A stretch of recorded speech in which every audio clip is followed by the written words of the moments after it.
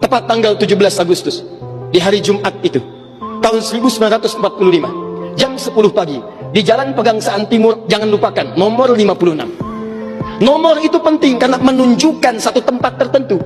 Kalau cuma jalannya saja, berarti, maaf ya, proklamasi berlangsung di jalan. Nggak ada nomornya, nomor itu menunjukkan kedudukan tempat. Ini jalan. Jalan apa namanya, Pak? Kistu Kencana, ya. Wisnu Kencana Timur, nomor 27, Masya Allah. Nomor 27 tempat ini. Kalau cuma Wisnu Kencana saja di jalan. Pertanyaan saya, kenapa tidak pernah dijelaskan dalam buku sejarah? Siapa yang punya rumah tempat yang nomor 56 itu? Jalan Pegangsaan Timur nomor 56. Rumah siapa nomor 56 itu? Ternyata itu rumah seorang pengusaha Muslim keturunan Yaman yang sangat cinta dengan negara kesatuan Republik Indonesia ini. Beliau mewakafkan rumahnya untuk kemerdekaan bangsa Indonesia. Namanya Syekh Faraj bin Marta. Mewakafkan rumahnya untuk proklamasi kemerdekaan Republik Indonesia.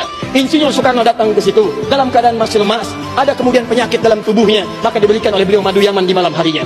Siang-siangnya sudah fresh, dalam keadaan yang baik, maka digelorakanlah kemudian di sampingnya ada Bung Hatta, proklamasi sampai dengan ujungnya. Teman-teman, proklamasi 17 Agustus tahun 1945 itu memiliki saham yang kuat dari pertemuan-pertemuan dan perjuangan para ulama. Karena itulah teriakan takbir yang digelorakan oleh Bung Tomo dari Surabaya itu, Allahu Akbar, Allahu Akbar. Terjemahan takbir itu kalau diterjemahkan dalam bahasa Indonesia adalah Allah yang maha besar, Allah yang maha kuasa. Kalimat Allah yang maha kuasa itu Negara Kesatuan Republik Indonesia mengapresiasi dan menanamkan dalam undang-undangnya. Baca pembukaan Undang-Undang Dasar. Atas berkat rahmat Allah yang maha kuasa. Kalimatnya Allah, tidak ada yang lain lagi. Atas berkat rahmat Allah yang maha kuasa, dan dengan didorongkan oleh keinginan luhur. Jadi keinginan luhur itu diletakkan di akhir setelah Allah yang maha kuasa.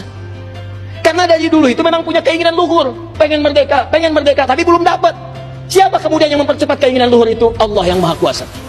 Atas berkat rahmat Allah yang maha kuasa, dan dengan didorongkan oleh keinginan luhur, maka rakyat Indonesia menyatakan dengan ini kemerdekaannya. Dari situ kemudian jadikan sebagai sila dari 5 dasar sila ketuhanan itu. Ketuhanan yang Maha Esa, sila yang pertama.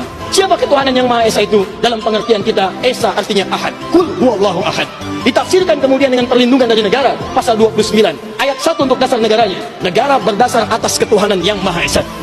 Karena itu kalau di bumi Indonesia ini ada orang-orang yang anti Tuhan, ada orang-orang yang menolak ketuhanan, sesungguhnya dia sedang melanggar undang-undang. Dan pasal 29 ayat 2-nya, negara menjamin kita untuk menerapkan nilai-nilai ketuhanan dalam bentuk ibadah. Perhatikan bacaannya. Negara menjamin kemerdekaan tiap-tiap penduduk untuk memeluk agamanya masing-masing dan beribadah menurut agama dan kepercayaannya itu. Bagi kita, pengajian adalah ibadah. Sholat adalah ibadah. Zakat adalah ibadah. Taklim seperti ini adalah ibadah. Jadi taklim pun dilindungi oleh undang-undang, taklim pun didukung oleh negara, dan kalimat takbir pun itu adalah kalimat takbir yang tertulis dalam undang-undang dasar kita. Jadi kalau ada anak bangsa yang anti dengan kalimat takbir, itu artinya anak bangsa yang tidak mengenal perjuangan nenek moyang kita yang telah mewujudkan negara kesatuan Republik Indonesia. Takbir.